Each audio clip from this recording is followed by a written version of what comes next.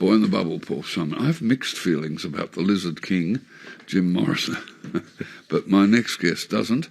Brian Graham. Hello, Brian. Hi, how are you?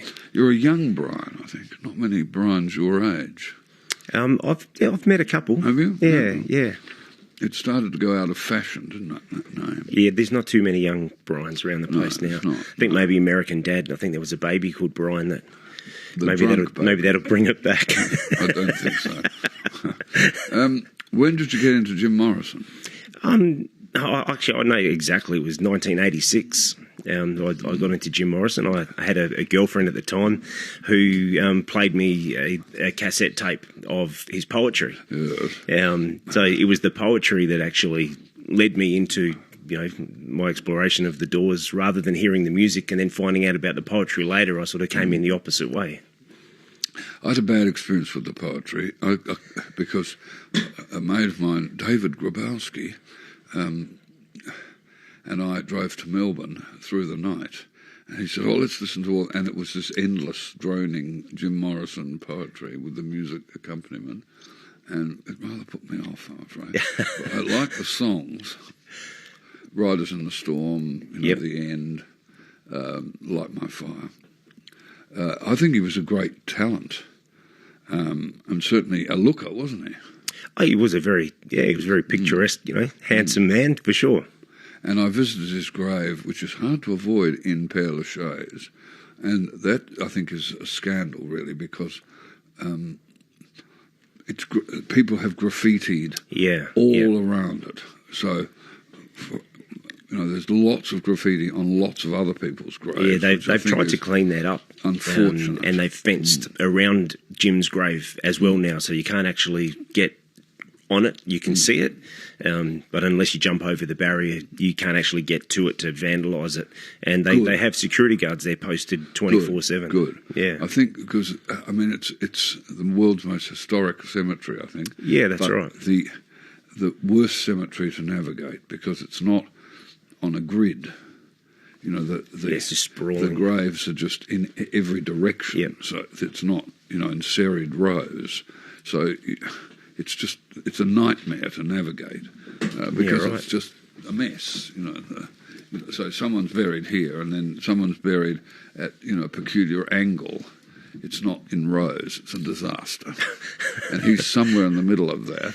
And because he died in Paris, it was 1971 on July the 3rd. Yeah, so it's nearly 50 years. Yeah, that's right. It'll be for 50 years is July 3rd this year. What did you think of the movie? I actually really did enjoy the movie. Me too. And it created more of the mystique and that rebel image. Yes. But in researching the show and getting in touch with people who are in touch with the Morrison estate and his friends and living family, they sort of contradict everything that was in the show, and so it was more about the ego of the show producer rather than Jim Morrison himself. It was like they took Who directed it? Was it Alan Parker? Oliver Stone. Yeah, Oliver Stone, yeah. So they're saying they took every crazy thing that Jim ever did and put it into a 2-hour segment and used that as a representation of who the man was. He looked good in leather. Which is a bit unfair. Like Elvis. He looked good in leather. Yeah, he had that reputation for brown leather pants. They're still on display in America in one of the... it's in one of the restaurants, the rock. Hard Rock Cafe. Yeah, Hard Rock Cafe, wow. Yeah, that's right. Yeah. So you got interested in the 80s. Yeah. And then when did you get reinterested? I only really got reinterested again just over a year ago when I realised that this year was the 50th anniversary of Jim's death. I've been involved in the music scene locally for since 1991 or two. In bands? Yeah, in bands, in cover play? bands. I'm a vocalist. Yep.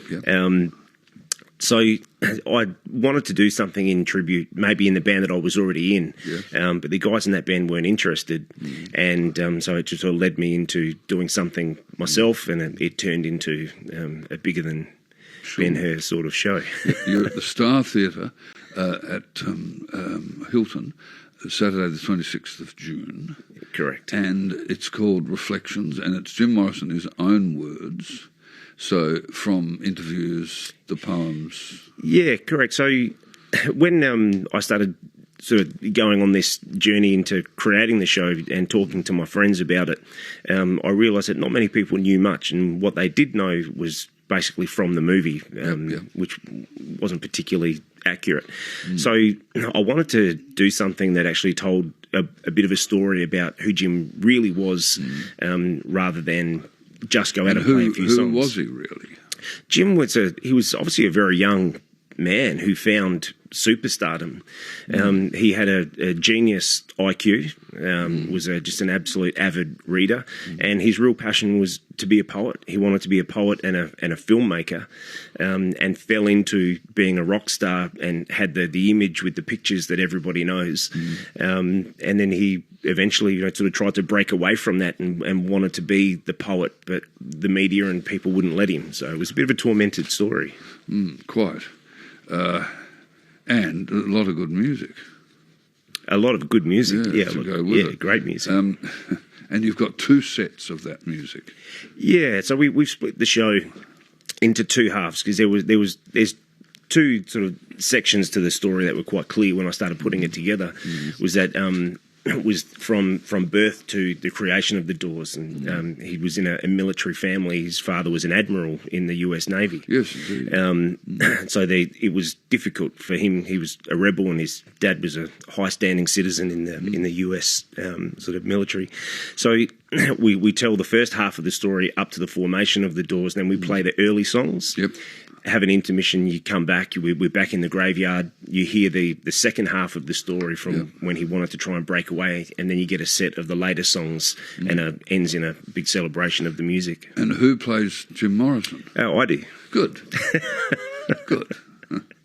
And what do you do other than play in bands? I work in sales.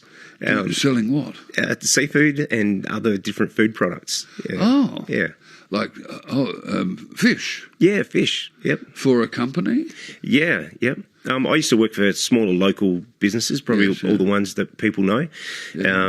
About 5-6 years ago, I started working for a national business, and the companies that I used to work for are now my customers. So. Oysters are huge, aren't they? Yeah, oysters are a big business. Very popular. Yeah. Yes. Yep. And POMS, what's happened to POMS? You know, that oyster disease. The virus, I don't think actually got into South Australia. Good. They had to open up new hatcheries away from the traditional areas to sort of feed through. But you would have noticed that the price of oysters locally has doubled in the last 2 years. But the price of lobster hasn't. You know, no. Export to China falling off drove those prices down. But they're finding new markets now, which is quickly pushing the prices back up. I wonder what he would be like 50 as it was an 77-year-old man, Jim Morrison. It's hard to imagine him as a 77-year-old man. It is really hard to imagine whether or not he would have cleaned himself up, or whether he would have.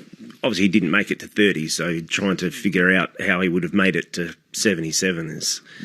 Yeah, pretty difficult. Because he was one of the 27, wasn't he? Yeah, he was the 3rd member of the 27 club after Jimi Hendrix and Janis Joplin. And then who else has become subsequent? I hate talking about this. Yeah, Kurt Cobain and Amy Winehouse. That's right. It's quite a few. Number, isn't it? Yeah. That's a bit spooky. I reckon it was a deal they made with the devil. A deal they made with heroin, mainly. Because he did a lot of drugs, didn't he? And again, it depends who you speak to. The movie and everybody wanted to make him out to be a major drug addict. He was definitely an alcoholic, and he was an alcoholic that dabbled in drugs, but drugs weren't really his thing. He was a drinker who played with drugs. He wasn't a junkie or a major drug addict. But with respect, Brian Graham, they say this about all these people. Yeah. Oh, they weren't, Elvis, oh, he wasn't really. Or, Janis Joplin will be, oh, she wasn't really, Yeah, sure. No, I think it sort of, history kind of airbrushes a bit, doesn't it? Yeah, and it's hard when none of us were there, so we can only speak in the rumours and stories that we hear and that we choose to believe. If you were there, what would you ask him? Yeah, that's a difficult question.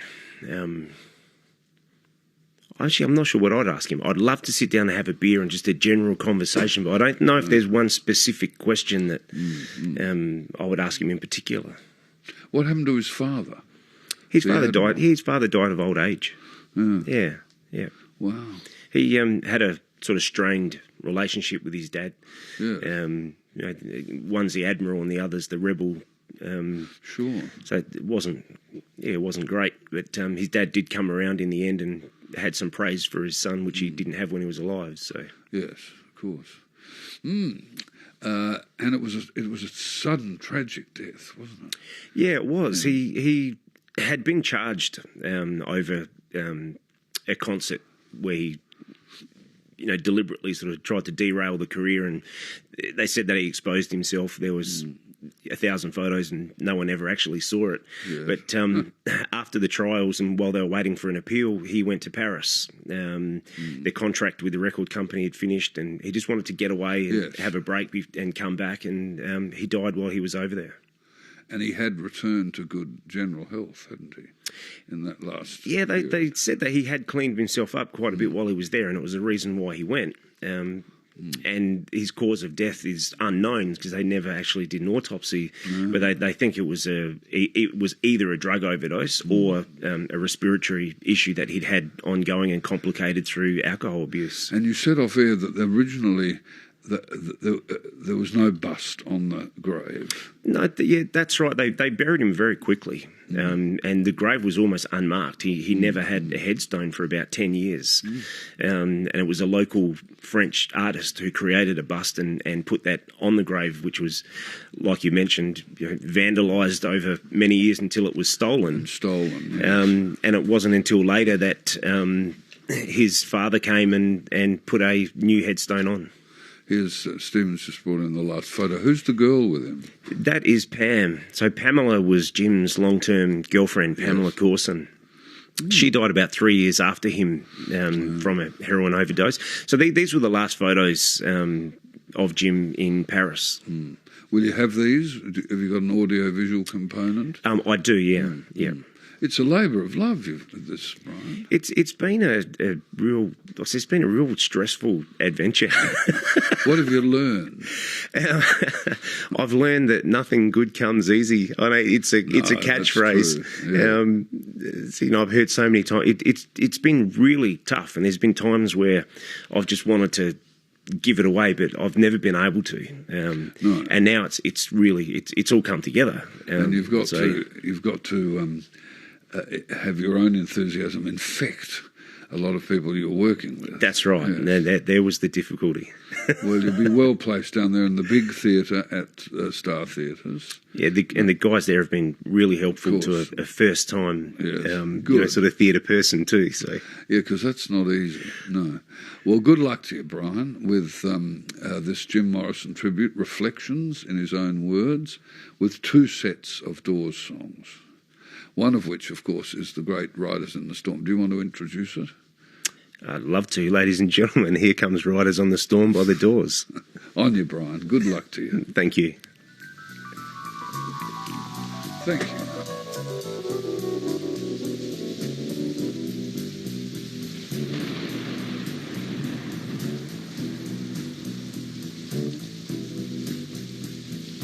Riders on the storm. Riders on the storm. Into this house we're born. Into this world we're thrown. Like a dog without a bone, and packed around alone. Riders on the storm. There's a killer on the road. His brain is squirming like a toad. Take a long holiday.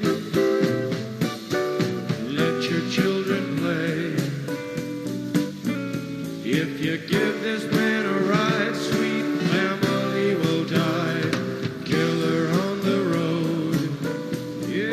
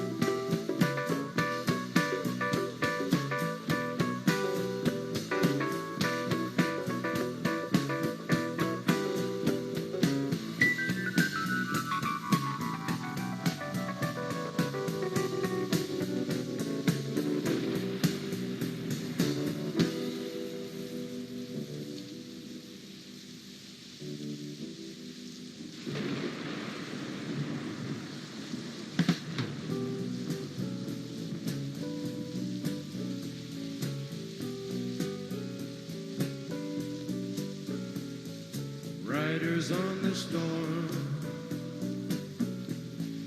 Riders on the storm. Into this house we're born.